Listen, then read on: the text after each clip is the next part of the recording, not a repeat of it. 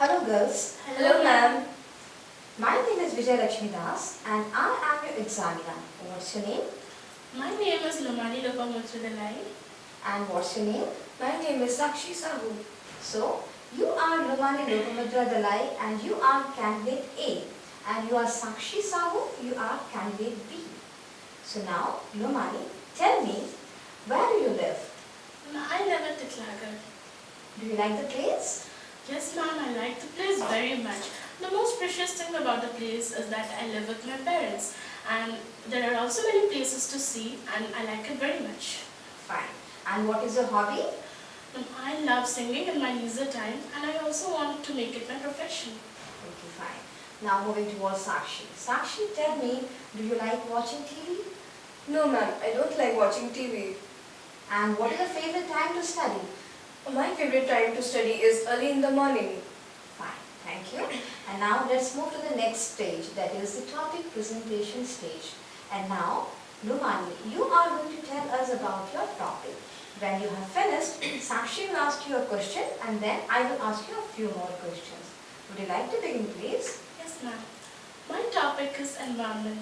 A clean environment is necessary for a healthy and peaceful life. But it is getting dirty day by day because of the negligence of human beings.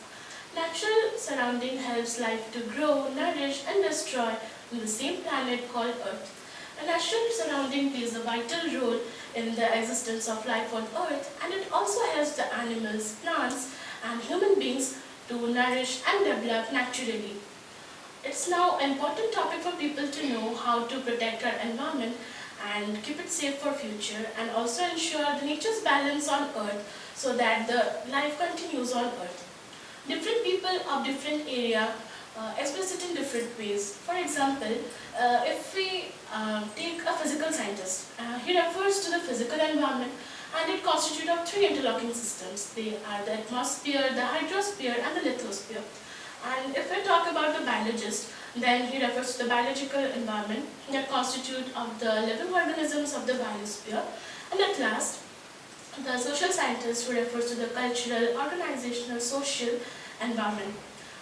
In all, we can define environment as the sum of the chemical, social, physical, biological, cultural, organizational factors that helps human to protect himself on this planet Earth. There are two types of environment. One is the natural environment that constitute of the land, water, soil, air, human beings, plants, animals and so on.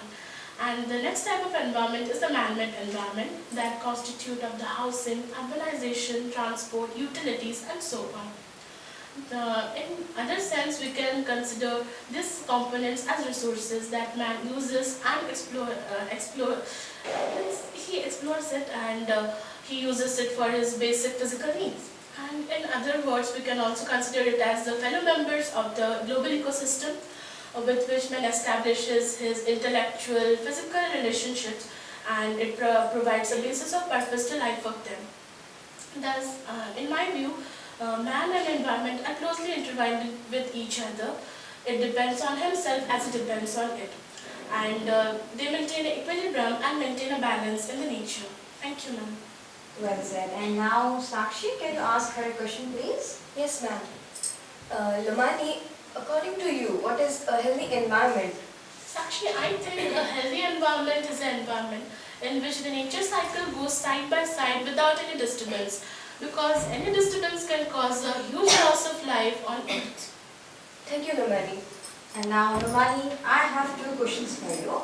My first question is, what is your opinion about Swachh Bharat Abhiyan? Ma'am, Swachh Bharat Abhiyan is not actually a mission.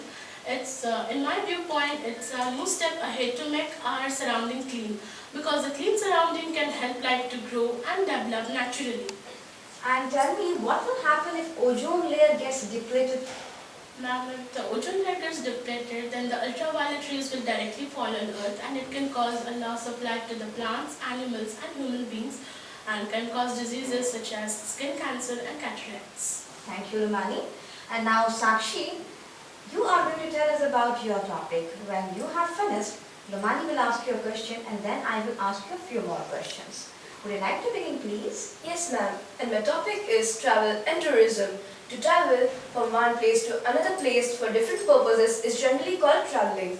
People do not always travel to get experience and knowledge. Some people travel to get pleasure, people travel for different business purposes, etc. It is a part of our knowledge. Our book knowledge and education remains incomplete without traveling. Through traveling, we can learn many things. It also plays a vital role in our academics as well as in our educational value too. The beauty and the cool of the hills, the chirping of the birds, the charm of the valleys, the song of the river, the howling of the animals, the beautiful and calm places, etc. can heal many of our mental problems.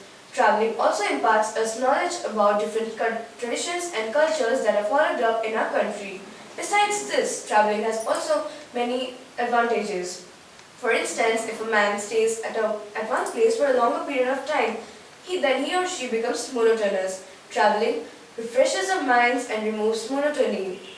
A good traveler can educate one person in a better manner rather than a working person. He can give us the first-hand knowledge about the men and the matters of our country. So personally, I love traveling.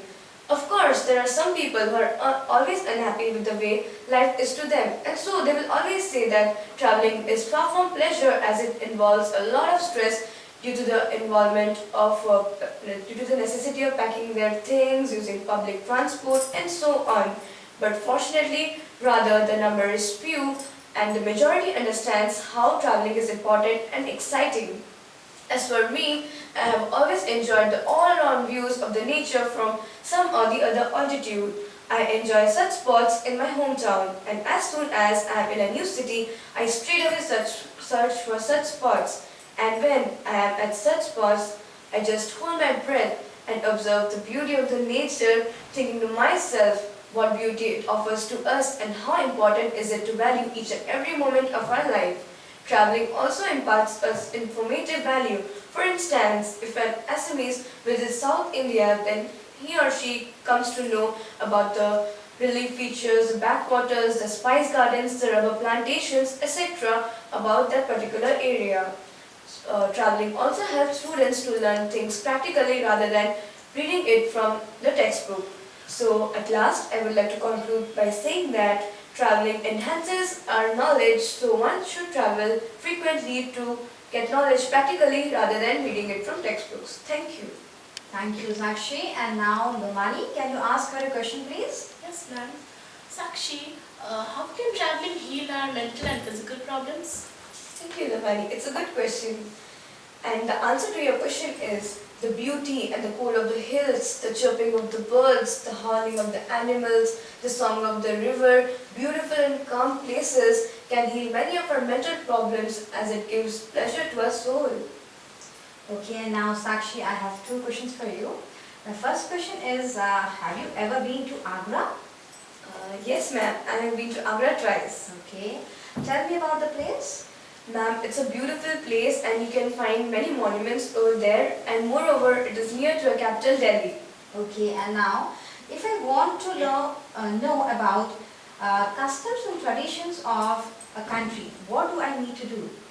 Ma'am, either you can you can get information from some of the other textbook, or you can search it from the Google and you can get one information sheet. But in my point of view, you should visit to that particular place to get knowledge about that place practically. Okay, thank you. And now, let's go to the next task. I'm going to give you a card which has information about a problem. I will now read out the information for you once. I would like you to read it too and then discuss together how you are going to solve the problem. And the problem is, many of your classmates do not bring their books to class and disturb others during class. Discuss with your partner why they behave in this way and what can be done to resolve the problem. And here is a problem. You have 2 minutes to discuss and to arrive to some solutions. Now read out the card, the problem mentioned on the card. You will get 25 seconds of time for this. Both of you.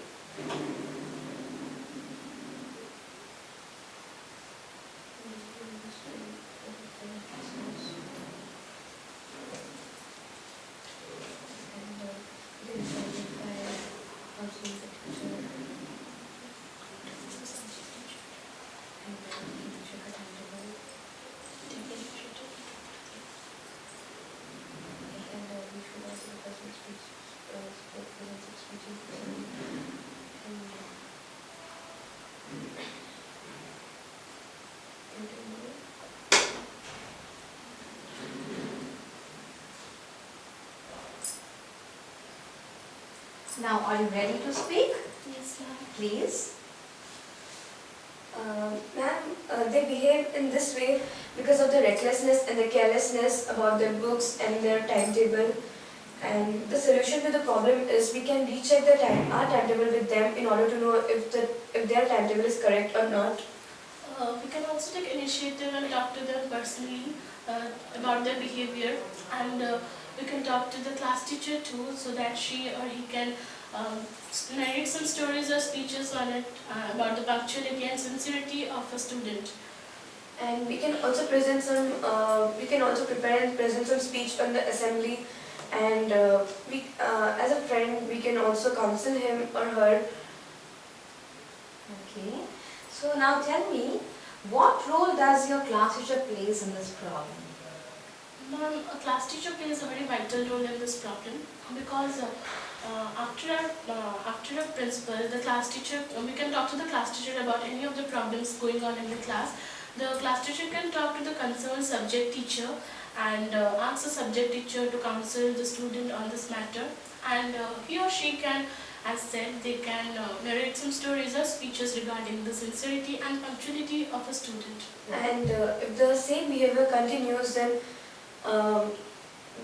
he or she should be penalized, because it's not fair and it disturbs others in the class too. Because Okay, now tell me, do you agree with the fact that punishment should be given to such students? yes, if the behavior continues, then he or she should be penalized. Do you agree with what she said?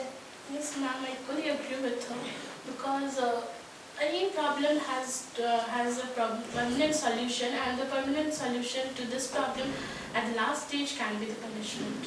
Okay, please stop there. That's the end of the test. Thank you and goodbye. Thank you, ma'am.